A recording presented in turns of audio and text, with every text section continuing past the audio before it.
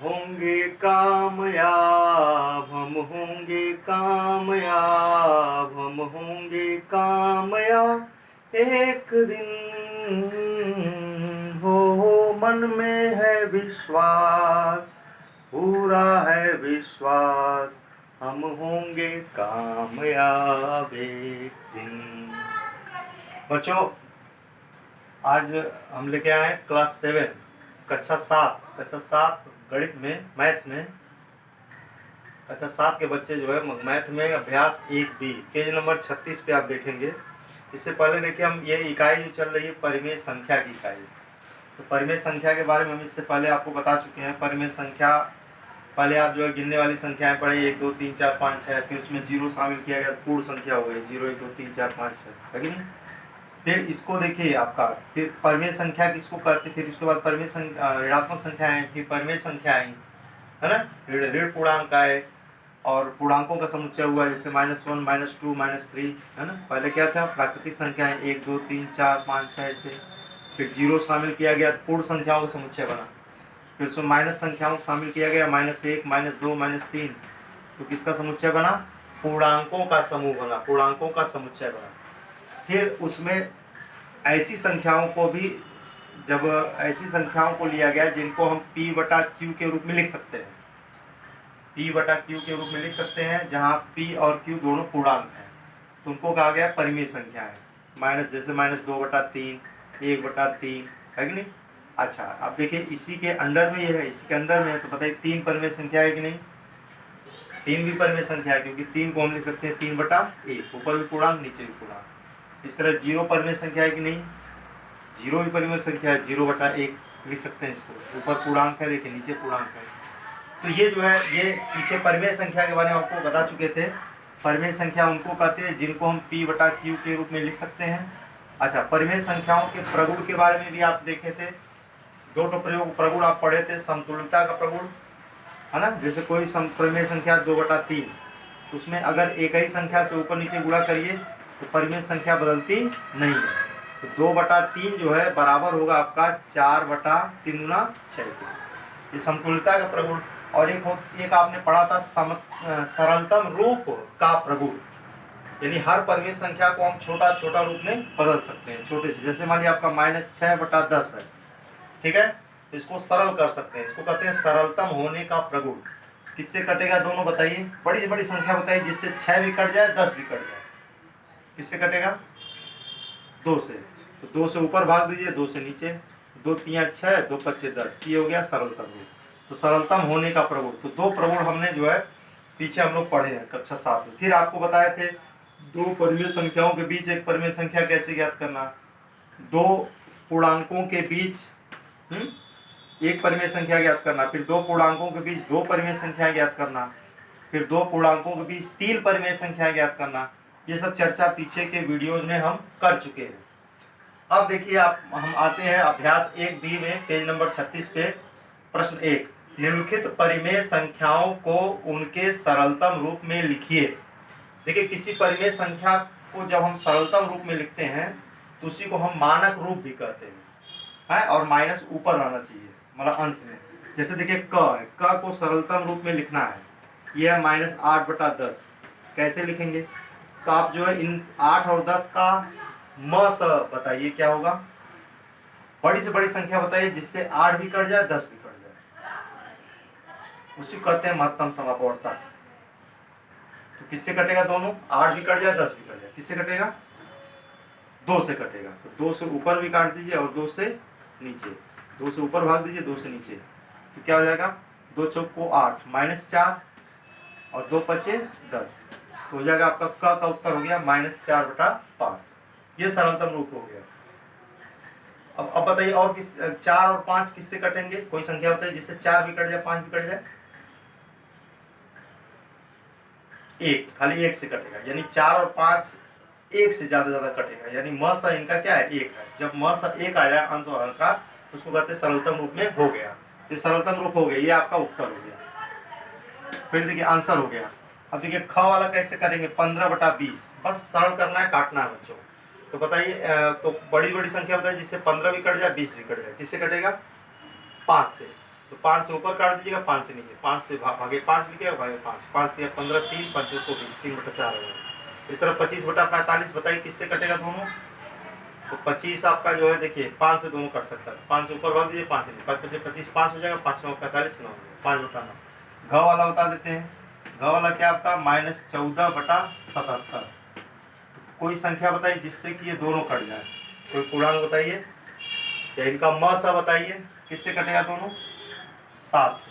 7 से ऊपर भाग दीजिए, 7 से नीचे, तो हो जाएगा 7 का पारा पड़ी 7 दूनी 14 -2, 7 से पढ़ी 7 एकम 7, 7 एकम 7, 11 7 77 है ना, 11 7 जा 77। तो ये हो गया आपका -2/11, ये हो गया आपका आंसर, ये सरलतम रूप हो गया। अब इधर ये संकेतों बराबर और, देखिए संकेतों बराबर और नहीं बराबर, यानी इक्वल टू और नॉट इक्वल टू में से चुनकर रिक्त स्थानों को भरिए, दूसरा प्रश्न है। तो देखिए इसमें ये दोनों अगर बराबर होंगे तो बराबर लिखेंगे, अगर नहीं बराबर होंगे तो काट देंगे, हैं बराबर करके। तो यार देखिए ये दोनों समान है कि नहीं, तो देखिए जरा सा ध्यान से देखिए आप, जो है अगर समानता देखना है तो इसका तिरछे गुणा करके समझ लीजिए। 7 चौको 28, -28 होगा, 5 5 25, -25, देखिए -28 हो गया, -25 हो गया, बताइए दोनों बराबर होते हैं, नहीं, इसलिए यहाँ पे हम लिख देंगे बराबर, लिख के काट देंगे, ठीक है। इस तरह देखिए इनका हर समान है पहले से ही, लेकिन इसमें माइनस ऊपर, इसमें माइनस नीचे है, तो इसको अगर -1 से ऊपर नीचे गुणा करेंगे तो ऊपर माइनस हो जाएगा, नीचे प्लस हो जाएगा, यानी यही चीज़ हो जाएगी। इस माइनस, या यूँ कहिए कि माइनस को ऊपर ले जा सकते हैं, तो -7/11 लिख सकते हैं इसको, ये -7/11 ये भी है, दोनों क्या है आपके बराबर। इस तरह देखिए ग वाला, देखिए 5 है, देखिए इसको देखिए माइनस है आपका, ये माइनस, तो देखो माइनस, ये देखिए ऋणात्मक ऋण परिमेय संख्या है, अच्छा ये माइनस है, माइनस को अगर ऊपर ले तो माइनस क्या हो जाएगा प्लस, ये धन परिमेय संख्या, ये ऋण परिमेय संख्या, जबकि ये धन परिमेय संख्या। कभी भी कोई ऋण परिमेय संख्या धन परिमेय संख्या के बराबर नहीं हो सकती, क्योंकि जो है संख्या ऋण धन परिमेय संख्या 0 की इधर होती है और ऋण परिमेय संख्या इधर होती है, इसलिए आपका जो है ये धन परिमेय संख्या ऋण परिमेय संख्या, इसलिए बराबर नहीं हो सकती, इसको काट देंगे। इसमें देखिए जरा देखिए दोनों का हर समान है, 16 16 है, इस माइनस को ऊपर करिए, -14/16, ये -21/16, तो देखिए माइनस को ऊपर कर देंगे, तो देखिए आपका, तो देखिए हर तो समान है, लेकिन ऊपर देखिए -14 है, -21 है, -14 और -21 बराबर होते हैं, नहीं, ये दोनों अलग अलग पूर्णांक है, नहीं बराबर होते हैं, इसलिए यहाँ पे बराबर करके हम काट देंगे। इसका तो सारा उत्तर हम लिख दिए, चलिए होमवर्क में दे देंगे। अब देखिए होमवर्क में आपको देंगे, तीसरा देखिए निम्नांकित परिमेय संख्याओं को के जोड़ों में कौन कौन समान हैं, और इसमें भी वही उत्तर, वही है कि कौन कौन समान है, इसको चेक करना है। तो देखिए अगर हर समान होगा तो ऐसे ही आप चेक कर लेंगे, हर नहीं समान होगा तो सरलतम रूप में उसको बदलिएगा, फिर तुलना करिएगा। देखिए जैसे क वाला, देखिए 12 12 हर समान दोनों का, कि -9/12 हो गया, और इसको देखिए इस माइनस नीचे, इसको ऊपर कर दिए, मानक रूप में लिखिए, मानक रूप में लिखने में मतलब माइनस को ऊपर कर देते हैं, मानक रूप नहीं बल्कि -8/12, माइनस को ऊपर कर देते, -8/12। अब जरा देखिए इसमें हर समान है, ऊपर देखिए -9 -8 बराबर है, नहीं, तो यानी ये दोनों समान नहीं है, तो क्या लिखेंगे यहाँ पे, ये असमान है, और -8/12 असमान है, यानी कि समान नहीं है, असमान है। अब देखिए इनको देखिए जरा ध्यान से, ख वाला -15/45, 16/-48, देखिए इनका हर समान नहीं, तो -15/45, इसको सरलतम रूप में लिखिए, किससे कटेगा दोनों, 5 से कट सकता है, तो इसको लिख सकते हैं -15/45, 5 से ऊपर भाग दीजिए, 5 से नीचे भाग दीजिए, और 16 का पारा पड़ेंगे, माइनस को ऊपर कर देते हैं, 16 का पारा पड़ेंगे, 16 तिया 48, तो 16 से ऊपर भाग दीजिए, 16 से नीचे।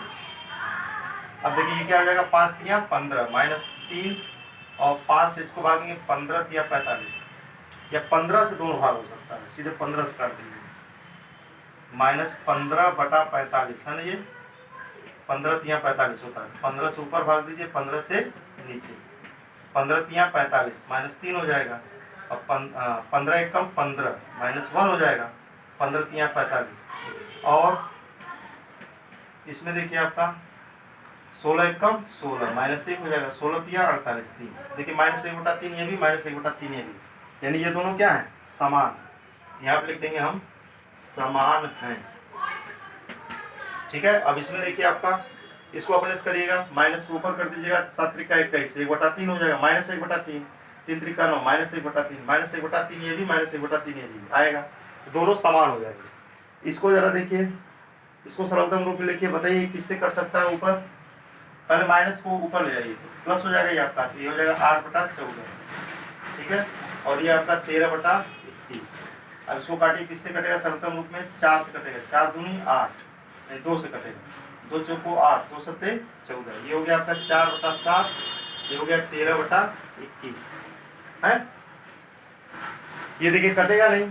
अच्छा, इसका हर समान करिए, तो 7 को 21 बनाने के लिए किससे गुणा करेंगे, 7 त्रिका 21, 3 से नीचे गुणा कर दिए, 3 से ऊपर, ये हो जाएगा आपका 12/21 और ये हो जाएगा 13/21। अब बताइए हर समान है, लेकिन ऊपर समान है नहीं, 12 है वो 13 है, तो ये बराबर नहीं है, तो आप लिख देंगे असमान है। इसको चाहे तो ऐसे बराबर लिख के काट दीजिए, है ना, यहाँ लिख देंगे हम असमान है या समान नहीं है, ऐसे लिख सकते हैं।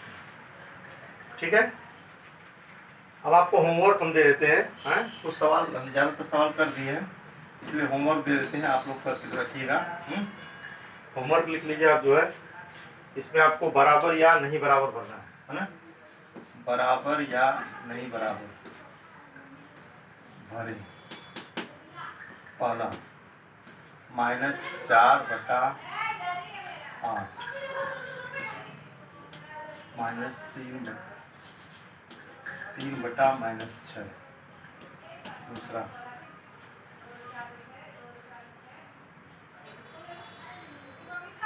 6/9 -8/18।